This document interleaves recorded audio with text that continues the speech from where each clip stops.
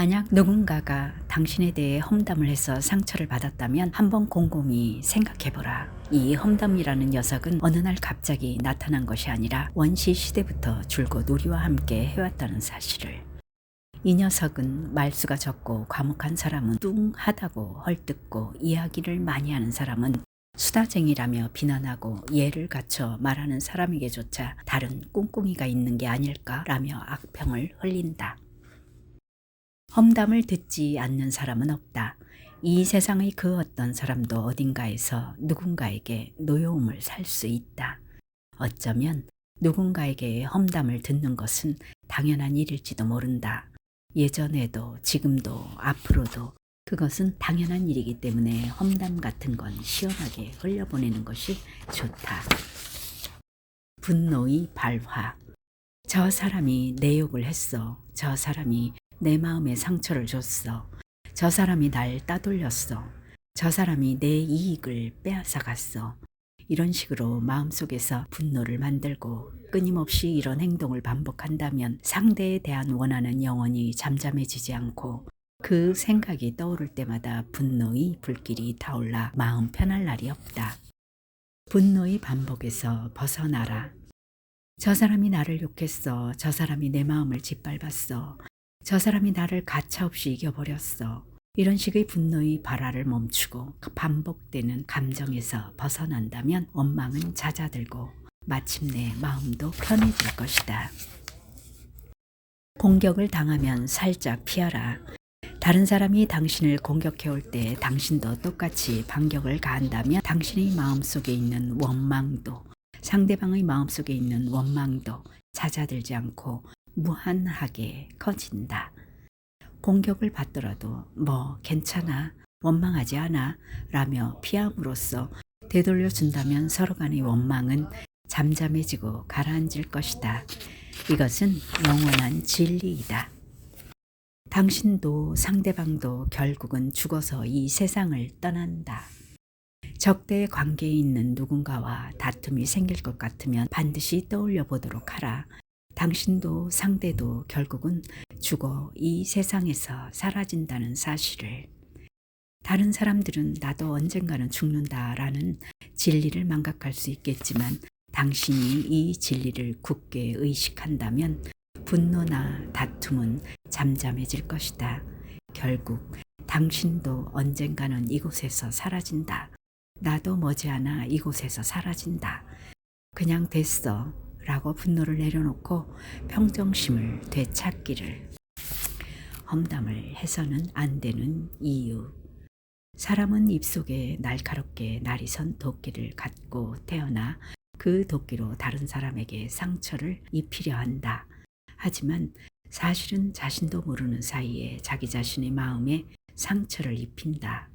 이는 다른 사람을 비난하는 험담의 도끼를 휙 하고 휘두를 때마다 가장 먼저 마음이 경직되고 뇌 속의 신경이 불쾌한 자극을 받으며 내장에서는 독소가 발생하고 호흡에는 독가스가 섞이기 때문이다.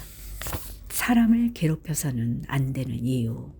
당신 역시 다른 사람에게 고통을 안겨줌으로써 스트레스를 해소하고 쾌감을 얻으려 할 때가 있을 것이다. 예를 들면 다음에 언제 만날까? 라는 질문에 일부러 잘 모르겠는걸 이라고 대답함으로써 상대가 불안해하거나 괴로워하는 표정을 짓게 만들고 이를 바라보며 쾌감이라고 착각한다. 혹은 업무상 파트너의 의뢰, 이메일을 오랫동안 무시하고 상대를 곤란하게 만들면서 아이 고소해 하며 쾌감을 느낀다. 이처럼 다른 사람을 곤란하게 하거나 괴롭히는 것으로 쾌감을 얻으려는 행동이 습관이 되어 몸에 배이면 마음속에 분노의 까르마가 쌓여 부정적인 생각의 틀에 갇히게 된다. 당신의 분노가 상처를 주는 것은 무엇인가? 상대가 누가 되었든 욱하는 분노 때문에 자아를 잃고 공격적인 말을 해서는 안 된다. 만약 그런 말을 내뱉는다면 보복의 폭탄이 되돌아올 것이다. 당신의 우유부단한 면이 싫어와 같이 상대가 가장 아파할 부분을 찌른다면 그 상대에게도 분노가 전염될 것이다. 상대방 역시 너야말로 아무것도 결정하지 못하는 주제에 라며 가장 듣기 싫은 말로 대갚아 줄 것이다. 흥분으로부터 만들어지는 말은 듣는 사람은 물론이고 말하는 자신의 몸과 마음까지 다치게 한다. 나 이외의 어느 누구도 나를 상처 입히지 않는다. 당신을 싫어하는 사람이 당신에게 하는 나쁜 행동, 그것은 큰 일이 아니다.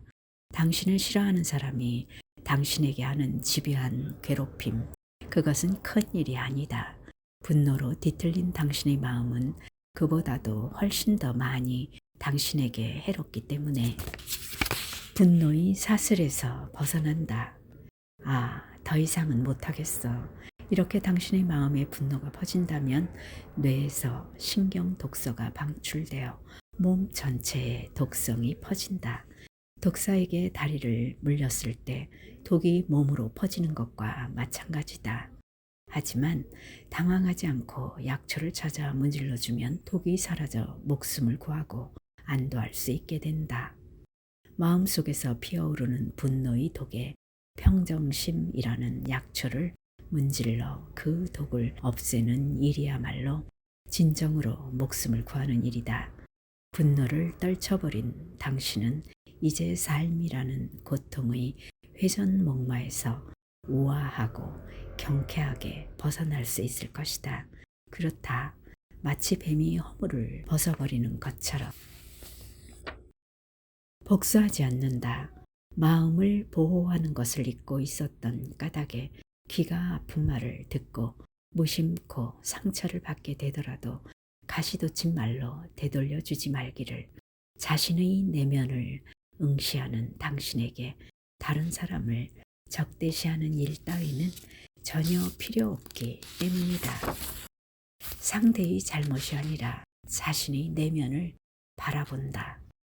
다른 사람의 악행을 알게 되었다 하더라도 화를 낼 필요는 없다. 다른 사람이 저지른 일, 다른 사람이 내팽개친 일, 그런 것들은 유심히 들여다보지 않아도 된다. 그 대신 시선을 당신의 내면으로 돌려 찬찬히 응시해 보라. 나는 무슨 일을 저질러 왔고 무엇을 내팽개쳐 왔는가. 친구로 삼아서는 안 되는 사람, 자주 발끈하면서 화를 잘 내는 사람, 원한을 언제까지나 잊지 않는 사람, 자신의 결점을 숨기려는 사람, 실제의 자신보다 더 좋게 보이려고 억지 친절을 베푸는 사람, 이런 사람들은 저급하다는 것을 알아두고 그들과 어울리지 않도록 친구로 삼아서는 안 되는 사람. 두 번째, 어머니, 아버지, 형제, 자매, 파트너, 이런 소중한 가족과 친지들에게 무례하게 행동하거나 상처가 되는 말을 하고 괴롭히는 사람은 아무리 겉으로 좋은 사람인 척 연기하고 회사나 학교에서 친절한 척해도 저급한 사람이라는 걸 알아두고 그들과 어울리지 않도록 자기 안에 내재된 그것을 극복하라. 화를 내지 않는 것을 무기로 자신의 마음에 잠재된 분노를 극복하라. 긍정적인 마음을 무기로 자신의 마음에 잠재된 부정적인 마음을 이겨내라. 나눠주는 것을 무기로 자신의 마음에 잠재된 인색함을 이겨내라. 사실만을 말하는 것을 무기로 자신의 마음에 잠재된 거짓말을 이겨내라. 어떤 일이 일어나도 동요하지 않는 모습. 만약 적이 당신을 덮쳐 당신의 손발을 톱으로 자르려고 한다면 손발은 심한 고통을 느낄 것이다. 손과 발에 신체적 고통을 내보내는 신경 데이터가 입력되겠지만 이런 고통의 데이터 때문에 마음이 반응하도록 해서 싫어라고 화를 내는, 즉 반발심이 생겨난다면 당신은 나의 제자가 될 수 없다. 나의 제자인 이상 어느 누구에게 어떤 일을 당해도 화를 내지 않을 수 있도록 다음과 같이 연습하라. 무슨 일이 있어도 마음이 동요하지 않도록 연습하라.